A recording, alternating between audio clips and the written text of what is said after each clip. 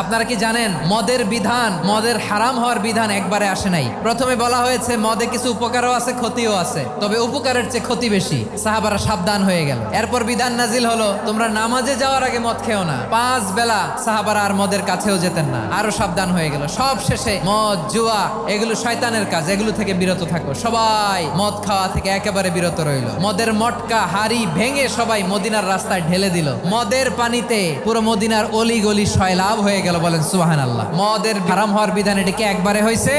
না। আমাদের কাছে অনেকে আসে, আয়সা বলে হুজুর আমার মেয়েটা পর্দা করে না, ওর জন্য দোয়া করেন। তা আমি বলি বয়স কত? 22। তো 22 বছর বয়স আগে কি করছেন? আগে পর্দা করাইছেন? না, করাই নাই। তো এখন তো আর হবে না। এখন তাকে আস্তে আস্তে বুঝান, মারে একটু মাথায় কাপড় দাও, একটু হিজাব করো। ওইটাতে অভ্যস্ত হয়ে গেলে এরপরে তাকে নেকাবের দিকে আপনি আহ্বান করেন। ওইটাতে অভ্যস্ত হয়ে গেলে হাত মোজা পা মোজা যদি করতে চায়, এইভাবে গ্রাজুয়ালি। একবারে ইসলামের সব মানুষ মানতে পারে না।